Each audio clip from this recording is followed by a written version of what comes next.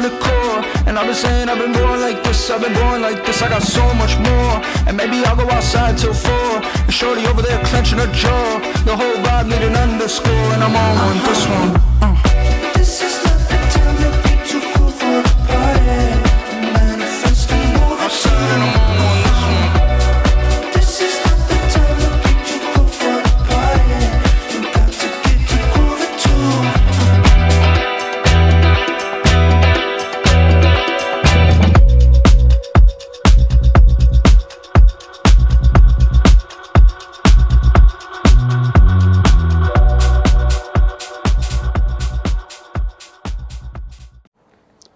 Hey guys, welcome back to the channel. Today we are talking about sleep systems, and we're going to get into the sleep systems that I use from spring until late fall and then winter. And I separate the two because very different needs.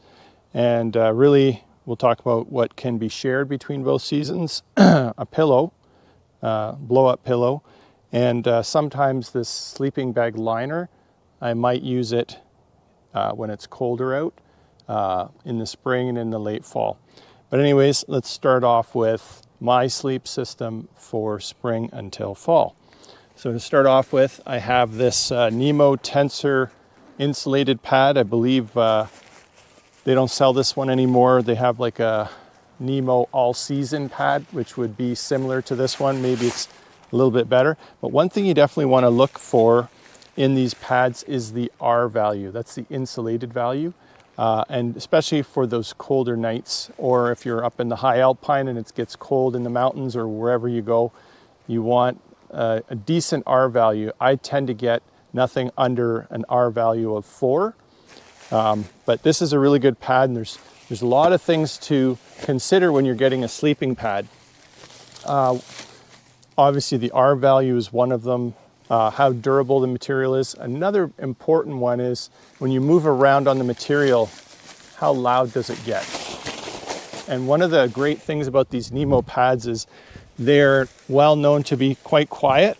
So if you're kind of turning around at nighttime in your sleeping bag, you don't have so much crinkle noise, which can either annoy other people or it might even kind of disturb you when you're trying to sleep.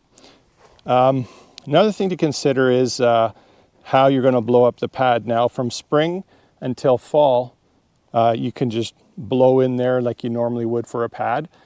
But we'll get into this, but in wintertime, that's not a great idea. And I've experienced this firsthand, because when you breathe into these pads, you're getting moisture into the pad, but also it's warm air from your lungs. And what that's going to do is, in very cold temperatures, that air is going to your pad is going to basically shrink, because as the cold temperatures cools that down, might even freeze the moisture from your breath in there and make it a colder night's sleep. So you basically, when the temperatures are colder, you want to use and they usually come with these blow-up sacks.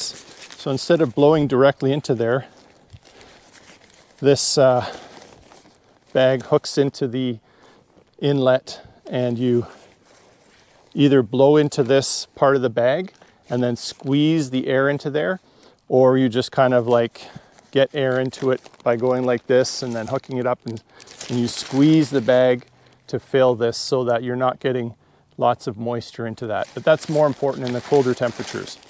Anyways, spring until fall, here we go. You can look into getting one of these blow-up pumps. This is like some cheapo Pum Tech, whatever. I got this off Amazon years ago. Not even when I was camping. This is just for like other things, for like a dinghy for going out on the lake or something.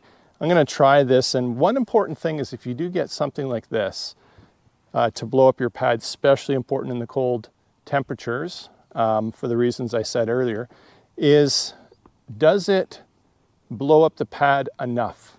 In other words, does it stop putting air into the pad prematurely before the pad is tough enough for what you need for your sleep? Because if it only does like 75% and then it doesn't have strength to push more air to really fill out the pad, you're going to have to end up blowing air into it, and it's kind of defeat the purpose of the pump. So let's give this a try.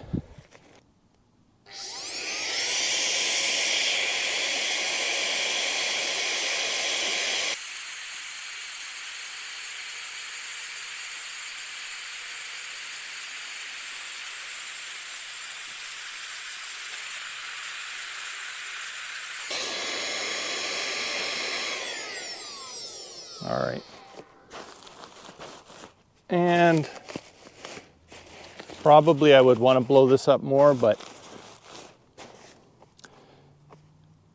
this is a cheapo pump. I think I paid $20 or $30 on Amazon a number of years ago.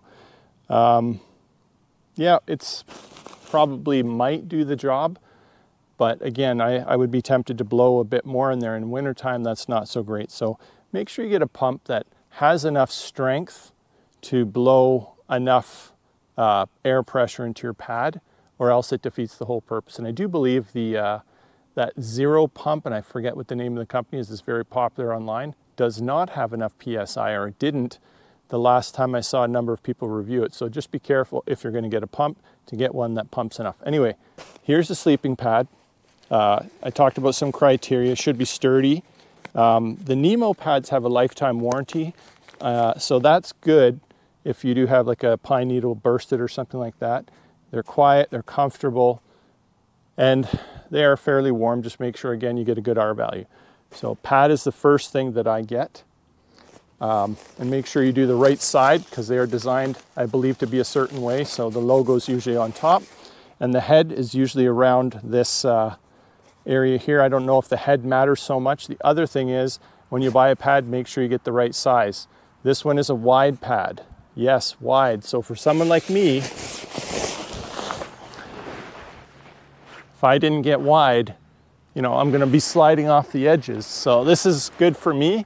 I'm 6'2", about 185 pounds. But you can see there's a problem with this pad. Even if I go all the way down, my legs hang off, and that's because the length of this pad is regular. I'm 6'2". I need to get long and wide. So you need to take that into account when you get a pad to get the right measurement for your height. And if you have broad shoulders like me, you want the wide. All right, so we got a pad. Next thing is, I guess let's get into the sleeping bag. I have a Rab Ascent sleeping bag. That's what I chose. I don't really have any special preference, but what I would say is when you're getting a sleeping bag, it's probably a good idea to get a separate one for winter and the rest of the year, because winter has very special needs if you're going to do winter camping. Otherwise, you're going to save a lot of money and just get a sleeping bag that works for spring until fall. Now, this Rab, again, Rab Ascent 1100, if I look at the tag inside here, and I'll flash it up on the screen, but it has it says it goes down to sleep limit of minus 25 degrees Celsius or minus 15 Fahrenheit. That's the limit. You can kind of ignore that number. Limit means really nothing. What you're probably interested in is the comfort rating, because the comfort rating is you can use this bag comfortably up to what temperature. And what I've found is this sleeping bag may be minus 12 Celsius, and after that it's not comfortable. It gets too cold. It allows the cold air to come in or hot air to go out, whatever way you want to look at it. But again, if you have a good sleeping pad, that will help. But anyway, for spring until fall, I use this bag. And you can, of course, unzip it if it's too hot, zip it up. And I like these sleeping bags that have this headpiece that you can kind of tuck your head into. So a sleeping bag with a comfort rating somewhere in the range of what you're going to camp in is important. Again, comfort rating. And they usually have that on the side here. If not, ask the people at the store you're buying from. And then just have this blow-up Trekology pillow. Pillow, it's kind of your personal preference. And for me, I really like having a pillow when I'm out camping for my head. You don't have to get something like this. You can just use spare clothes or something like that under your head. But it's always good to have something to keep your head propped up so you can sleep better if you like pillows.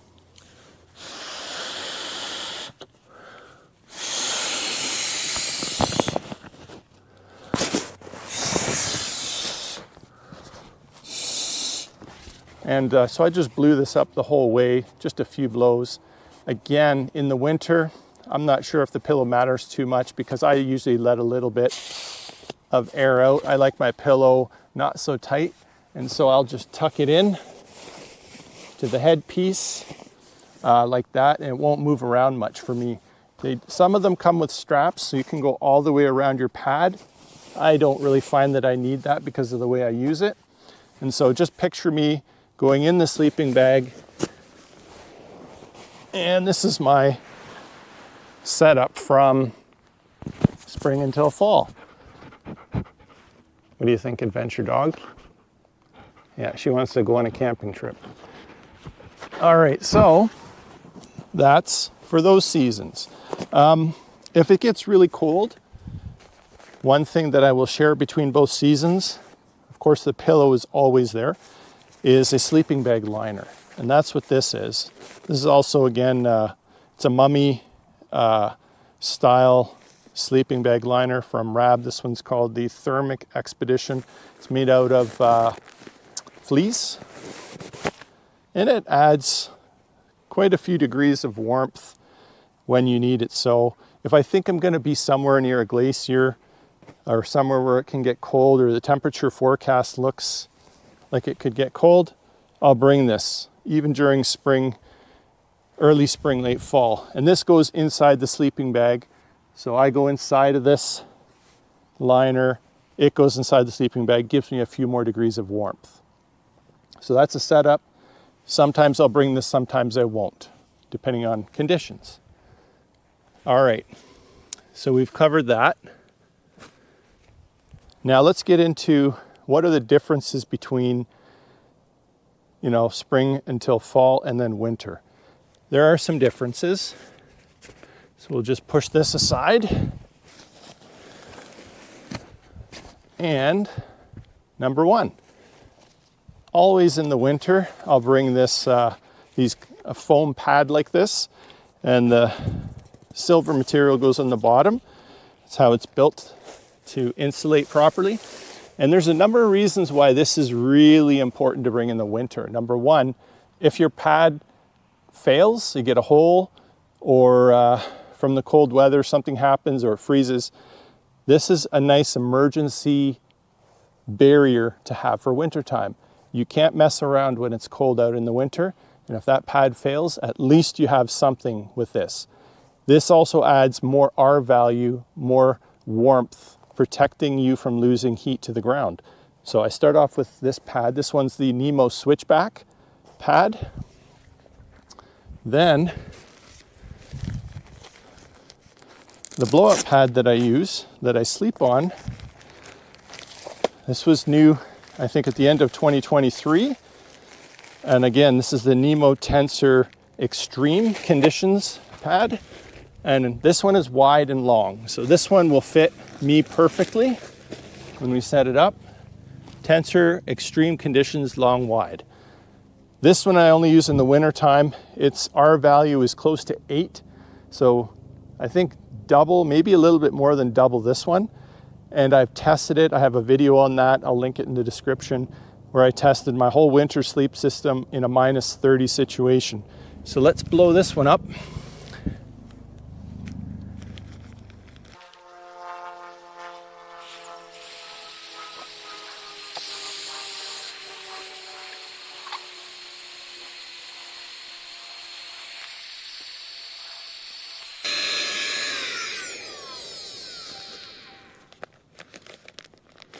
All right, so as I lie down on this, I'll just see what wide and long looks like for a guy who's 6'2".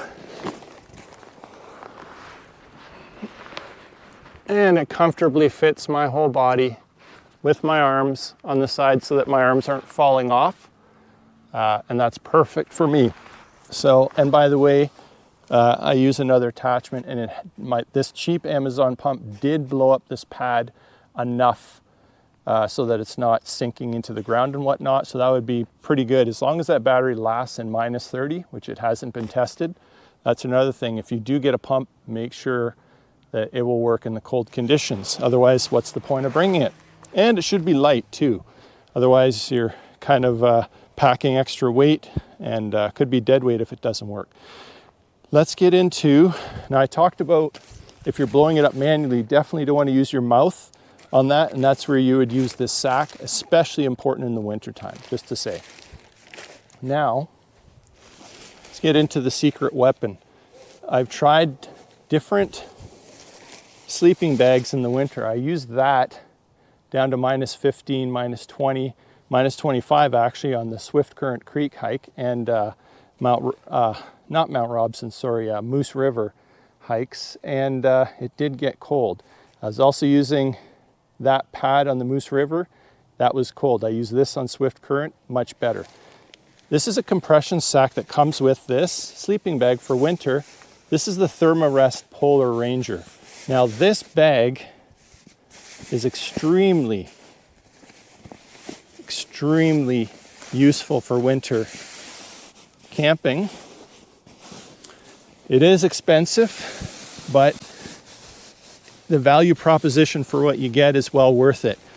I have a video where I tested this sleep system, and you'll see that this has a very interesting look. You've got this your whole head is encased in here. You have two zippers here where you can take your arms out if you need to do something, and of course a big zipper down the middle. It's not your typical side zipper. This sleeping bag is fabulous. I tested it down to minus 30, absolutely comfortable. I trust this sleep system. The foam pad, the Extreme Conditions Nemo blow-up pad in this, I know I'm good to go. In fact, when we went to Mount Robson last winter, I used this, and I used an e-bivvy, which is an emergency sort of tent, because it was so cold out. Me and my hiking buddy trekking with Taz, it was so cold out that we couldn't set up our tents, so we just used an e-bivvy, which basically encased this, and it was super windy out, super cold out, got down to minus 30 that night, and we were quite comfortable in that setup. The secret sauce is the Thermarest Polar Ranger. Just to point out, to do any electronics in the wintertime, since we're talking about sleep systems, when I go to sleep, I basically bring all my electronics into my sleeping pad. One feature of both of these sleeping bags is inside they have a little compartment. I'm just trying to find where this one is. Just to point out, both sleeping bags do have a little zippered compartment inside the sleeping bag in order to put your electronics in so that they don't freeze. Lithium batteries do not like freezing temperatures. I actually power off my phone when I go to bed, and then I power it on in the morning, so that way I try to minimize loss of battery life and protect the battery. Anyways, so that's the sleep system. I also have like balaclavas, all kinds of extra head things to keep myself warm, extra warm socks, and that's really the setup between summer and winter. Again, for winter, this kind of helps a bit. This sleeping bag liner inside adds maybe 3 to 5 degrees extra warmth. You bring that for sure in the winter, and you should be good to go. Anyways, hope you guys enjoy the video. Hope it helps you make a decision for yourself.